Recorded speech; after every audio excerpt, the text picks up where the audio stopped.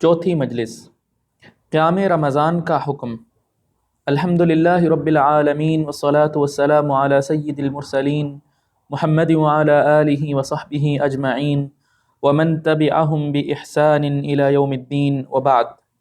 بھائیو، اللہ تعالیٰ نے اپنے بندوں کو متعدد اقسام کی عبادتوں کا حکم دیا ہے تاکہ بندہ ایک ہی طرح کی عبادت سے اکتا کر اسے چھوڑ نہ دے اور اپنے آپ کو خسارہ میں ڈال دے۔ ان عبادتوں میں کچھ فرائض ہیں جن میں کسی طرح کی کمی درست نہیں، اور کچھ نوافل ہیں جن سے تقرب الہی حاصل ہوتا ہے۔ مثلا اللہ تعالیٰ نے دن اور رات میں 5 وقتہ صلاۃ فرض کیا ہے جو ثواب میں 50 کے برابر ہیں۔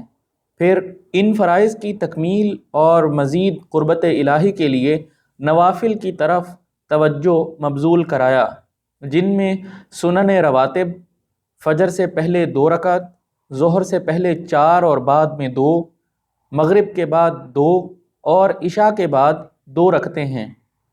نیز تہجد انہی نوافل سے ہیں جن کی اللہ تعالیٰ نے کافی مدح سرائی کی ہے۔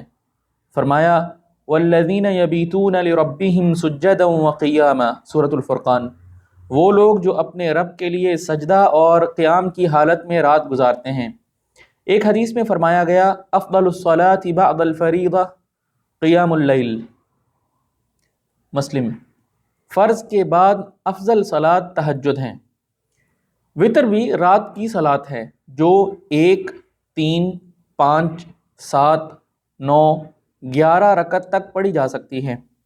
1 رکعت وتر کی ادائیگی سے متعلق آپ صلی اللہ علیہ وسلم نے فرمایا من احب ان یوتر بواحدۃ فلیفعل، ابو داود و نسائی۔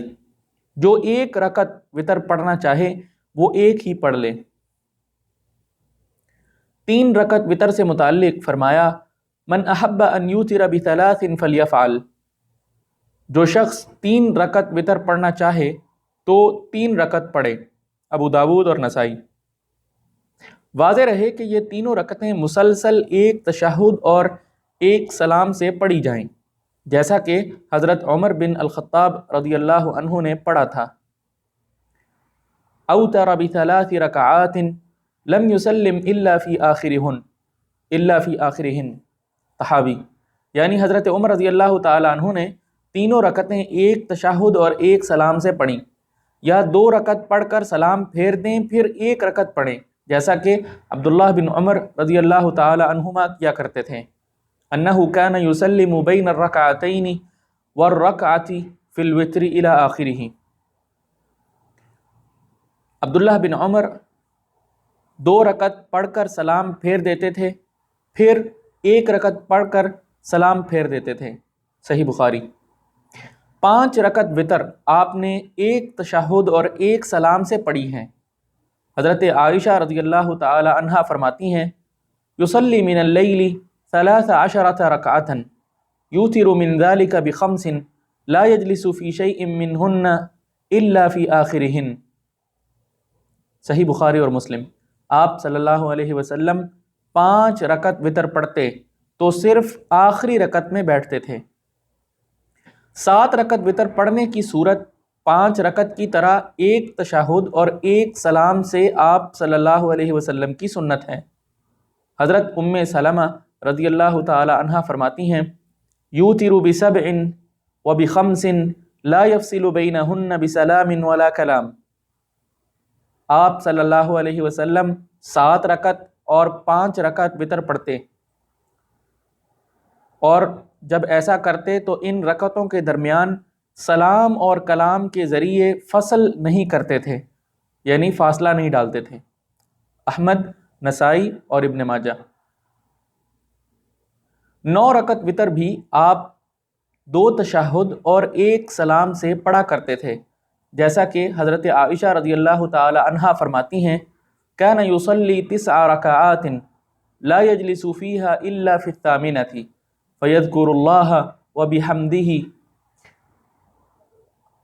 میرے خیال میں یہاں پر ویحمدہ ہونا چاہیے، فیذکر اللہ ویحمدہ ویدعوہ ثم ینہض ولا یسلم ثم یقوم فیصلی 9 ثم يقعد فيذكر الله ويحمده ويدعوه ثم يسلم تسلیما يسمعنا الحدیث۔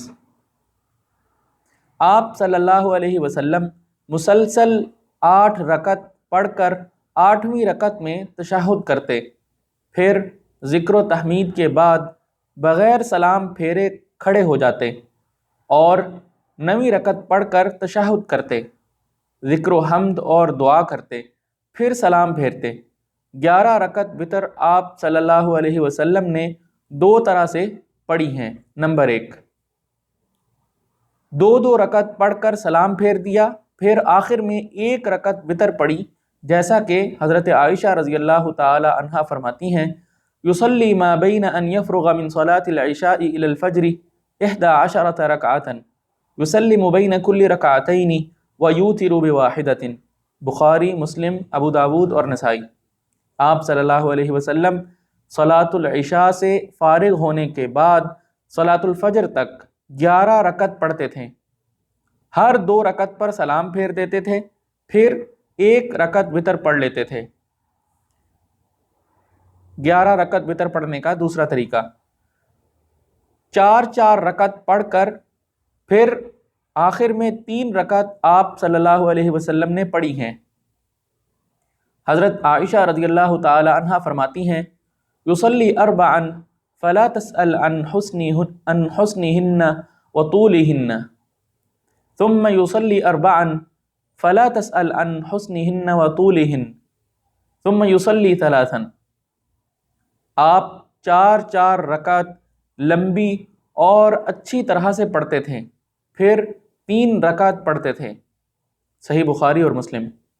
بھائیو، رمضان المبارک کی راتوں کی صلاۃ کی بڑی فضیلت آئی ہے۔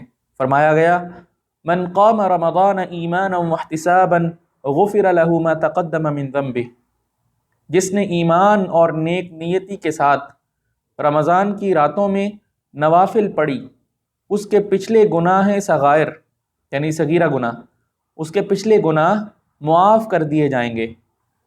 صحیح بخاری اور مسلم۔ صلاۃ التراویح چونکہ قیام رمضان ہے، اس لیے ہر مسلمان کو اس کی لگن اور تڑپ ہونی چاہیے اور اس سنہری موقع کو غنیمت سمجھنا چاہیے۔ آپ صلی اللہ علیہ وسلم نے خود صلاۃ التراویح مسجد میں باجماعت پڑھائی تھی، پھر امت پر فرض کیے جانے کے ڈر سے ترک کر دیا تھا۔ حضرت عائشہ رضی اللہ تعالی عنہا فرماتی ہیں ایک رات آپ صلی اللہ علیہ وسلم نے صلاۃ التراویح پڑھائی، پھر لوگ بڑی تعداد میں جمع ہو گئے۔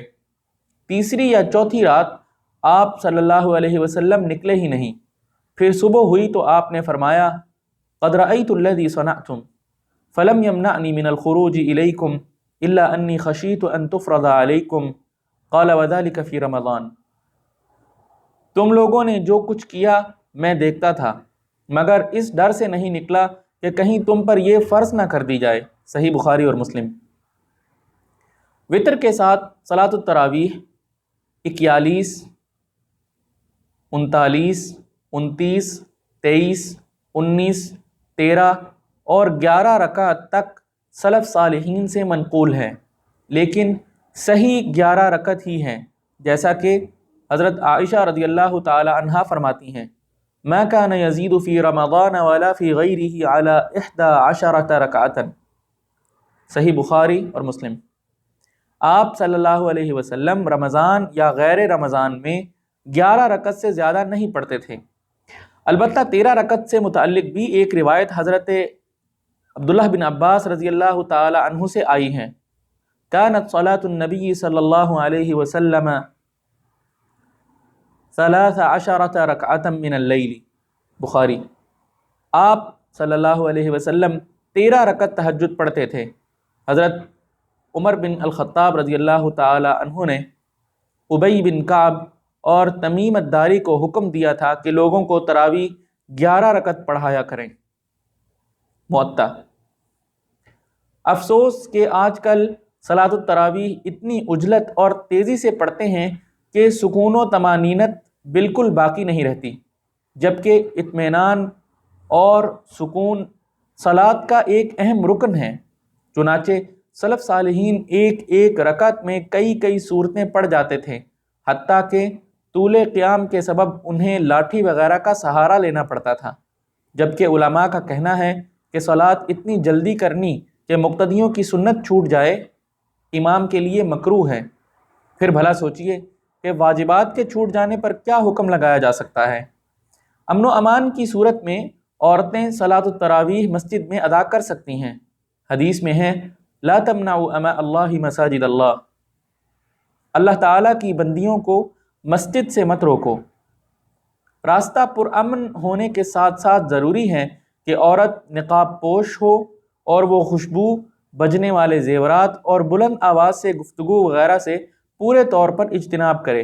اللہ تعالیٰ نے فرمایا وَلَا يُبْدِينَ زِينَتَهُنَّ إِلَّا مَا ظَهَرَ مِنْهَا سورۃ النور، اپنی زینتوں کو ظاہر نہ کریں مگر جو غیر ارادی طور پر ظاہر ہو جائے۔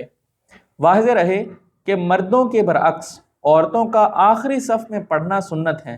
آپ صلی اللہ علیہ وسلم نے فرمایا خیر صفوف الرجال اولها وشرها آخرها وخیر صفوف النساء آخرها وشرها اولها، صحیح مسلم۔ مردوں کے لیے بہتر صف پہلی اور بدتر صف آخری ہے، جبکہ عورتوں کے لیے بدتر صف پہلی اور بہتر صف آخری ہے۔ اے اللہ ہمیں سلف صالحین کا سا عمل کرنے کی توفیق دے اور ہماری، ہمارے والدین اور تمام مسلمانوں کی مغفرت فرما، آمین۔